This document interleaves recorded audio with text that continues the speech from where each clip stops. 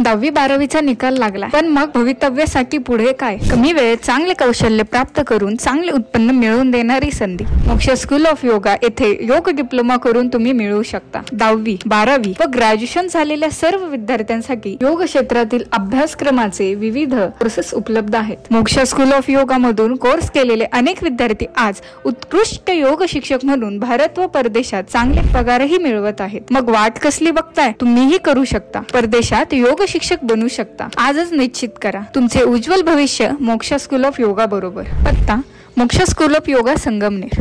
संपर्क: 9518 9988 65, 7499 81 75 84, 00 86 15 80 25, 00 743।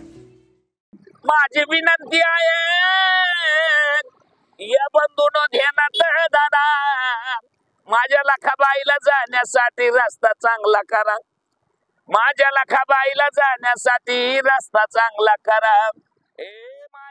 नेवासा तालुक्यातील शिरसगाव ते वरखेड या रस्त्यांच्या रुंदीकरण आणि डांबरीकरणाच्या मागणीसाठी सत्यशोधक अण्णाभाऊ साठे स्मारक प्रतिष्ठानचे संस्थापक अध्यक्ष ज्येष्ठ नेते नामदेवराव चांदणे यांनी आज सार्वजनिक बांधकाम विभाग कार्यालयासमोर आमरण उपोषण सुरू केलंय।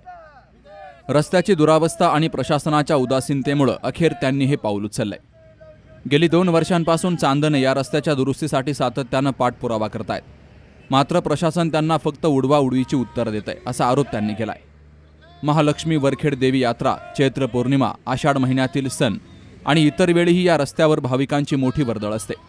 रस्त्याची अत्यंत दयनीय अवस्था झाल्यामुळे मोठे अपघात होण्याची शक्यता वाढली आहे। या गंभीर समस्येबद्दल शासनाकडे वेळोवेळी पत्रव्यवहार करूनही रस्त्याच्या कामाकडे दुर्लक्ष झाल्यामुळे अखेर सत्यशोधक अण्णाभाऊ साठे स्मारक प्रतिष्ठानच्या वतीनं हलगी वाजून आमरण उपोषण सुरू केलं गेलंय। सत्यशोधक लोकशाहीर अण्णाभाऊ साठे स्मारक प्रतिष्ठान त्याचप्रमाणे इतर सामाजिक संघटनांच्या वतीने आज सार्वजनिक बांधकाम विभाग अहिल्यानगर यांच्या कार्यालयापुढे शिरसगाव ते वरखेड रस्ता या रस्त्याच्या कामासाठी आमरण उपोषण करण्याचं नियोजन केलं। त्यामध्ये सर्व समाज बांधव आज एकत्र झाला।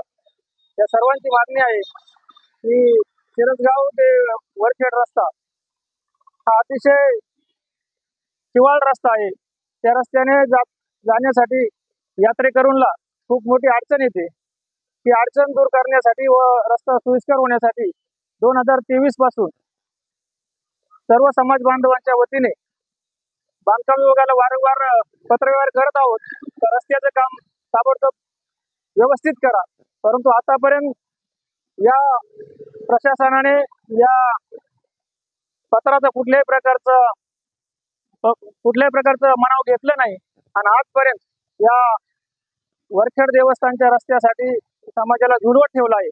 म्हणून आम्ही सर्व समाज बांधवांच्या वतीने, बहुजन समाजाच्या वतीने, सर्वांच्या वतीने एक विनंती करत आहोत की ताबडतोब हा रस्ता चांगल्या पद्धतीने, चांगल्या दर्जाचा करावा आणि यात्रेकरूंची, समाज बांधवांची गैरसोय टाळावी ही सर्व सकल मातंग समाजाच्या वतीने मी विनंती करतो। नामदेवराव चांदणे आणि मातंग समाजातील अनेक विविध संघटनांनी गेली 2 वर्ष सातत्याने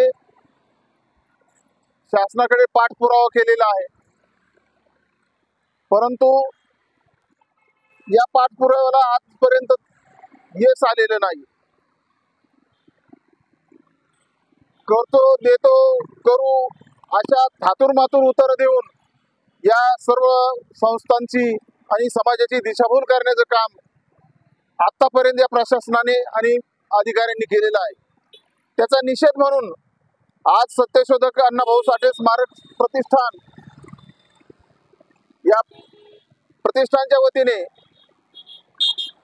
अधीक्षक अभियंता सार्वजनिक बांधकाम विभाग यांच्या समोर आमरण उपोषण आज चालू आहे। या उपोषणाच्या माध्यमातून आणि आपल्या माध्यमातून संबंधित अधिकाऱ्यांना विनंती करतो की संपूर्ण महाराष्ट्रामध्ये महालक्ष्मी देवीला मानणारा एवढा मोठा मोर्ग आहे। कोल्हापूर नंतर दुसरं महालक्ष्मीचं वरखेड हेच स्थान आहे। अशा या ठिकाणी आषाढ महिन्यामध्ये अमावस्या पौर्णिमा आणि यात्रा अत्यंत मोठ्या प्रमाणामध्ये यात्रा होती. भाविक भक्त मोठ्या प्रमाणात येतात. असं असताना त्या ठिकाणी जाण्यासाठी जर रस्ता नसेल, चांगला रस्ता नसेल, खड्डे खुड्डे असतील किंवा रुंदीकरण नसेल, महाराष्ट्रातून त्या ठिकाणी भाविक भक्त येतात, त्यांची गैरसोय करणं हे चांगली गोष्ट नाहीये. म्हणून तो रस्ता कुठल्याही परिस्थितीमध्ये झाला पाहिजे. माझी विनंती आहे या बंधून ध्यानात दादा, माझ्या लखाबाईला जाण्यासाठी रस्ता चांगला करा. माझ्या लखाबाईला जाण्यासाठी रस्ता चांगला करा. माझ्या देवीला जाण्यासाठी रस्ता चांगला करा. कोल्हापुराची महालक्ष्मी, ती वरखेडाची आई, नवखांडामध्ये तिचं नाव ठाई ठाई. ध्यानामध्ये धरावं साहेब, तुम्ही ध्यानामध्ये धरा. माझ्या लखाबाईला जाण्यासाठी रस्ता चांगला करा. वरखेडाला जाण्यासाठी रस्ता चांगला करा. शासकीय पुढाऱ्यांनी मनावरती घ्यावा. नामदेव चांद्यांना सन्मानात घ्यावा. शाहीर अशोकाची लेखनी सदा देखनी, सुलाके पाटलाला संग घ्यावा. पण माझ्या वरखेडला जाण्यासाठी रस्ता चांगला द्यावा. लखाबाईला जाण्यासाठी रस्ता चांगला द्यावा.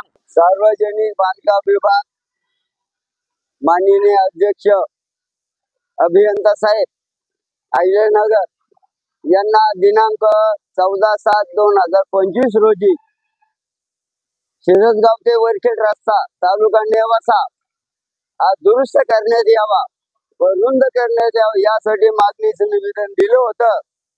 परंतु या अभियंता साहेबांनी या कागदाला केरळची टोपली समजलेली आहे असं आम्हाला वाटतंय. आम्ही दिनांक 2023 रोजी सन 2023 रोजी याच रस्त्या संदर्भामध्ये नेवासा फाटा या ठिकाणी रस्ता रोको केला होता.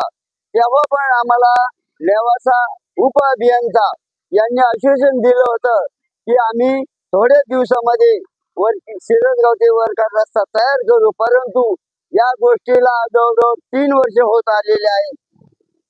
रस्त्यामध्ये कुठलीही सुधारणा करण्यात आलेली नाही. मोठे मोठे खड्डे पडलेले आहेत. अरुंद रस्ता आहे.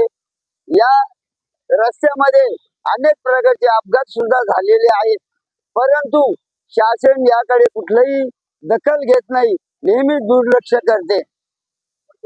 महालक्ष्मी वरखेड हे देवस्थान केवळ मातंग समाजाचा नव्हे तर संपूर्ण समाजाचं देवस्थान आहे. परंतु या ठिकाणी चैत्र पौर्णिमा झाल्यानंतर 5 दिवसांनी यात्रा असते. कमीत कमी 5 ते 7 लाख पब्लिक नागरिक भक्त येतात. परंतु त्यांची नेहमीच गैरसोय होते. या रस्त्याने जाण्यासाठी ट्रॅफिक जाम होते. पोलीस अधिकाऱ्यांनी भरपूर जरी प्रयत्न केला परंतु त्या ठिकाणी ट्रॅफिक जाम होण्याचं कारण एकच आहे, रस्ता अरुंद आहे आणि रस्त्यावर खड्डे पडलेले आहेत. आमचे एक मागणं आहे की आतापर्यंत या रस्त्याला निधी आला किंवा न आला, या रस्त्याला खर्च किती केलेला आहे, कुठल्या योजनेमध्ये खर्च केलेला आहे किंवा इथून पुढे काय करणार आहे याबद्दलची माहिती आम्हाला संघटनेला सार्वजनिक बांधकाम विभाग अधिकाऱ्यांनी द्यावी. आणि जोपर्यंत हा रस्ता तयार होत नाही तोपर्यंत आम्ही अशाच प्रकारचं चक्र उपोषण करणार आहोत. परंतु आम्हाला साहेबांना एक नम्र विनंती करण्यात येत आहे की वरखेड देवी भावी भक्तांसाठी हा रस्ता ताबडतोब मंजूर करून तो येणाऱ्या 1-2 महिन्यात पूर्ण करावा. या आंदोलनाला पाठिंबा देण्यासाठी दलित महासंघाचे प्रदेशाध्यक्ष काशीनाथ सुलाखे पाटील, नाम साठे, अशोक क्षीरसागर, संदीप चांदणे, संतोष शेलार, दीपक जाधव, बाळासाहेब मोरे, राजू वैराग, महेश सकट, कडूबाबा लोंढे, बाळासाहेब मोघे, साहेबराव पाचरणे, भगवान जगताप, विजय पाचरणे, पप्पू भोसले, रशीद शेख, तेजस चांदणे, राज साळवे, सतीश साळवे, विकास वायदंडे यांसह संघटनेचे पदाधिकारी आणि कार्यकर्ते मोठ्या संख्येनं हजर होते. Shubham Pacharne, C News Marathi, Ahilyanagar. पण किती जपून जपून चालत ती वर खेळाची.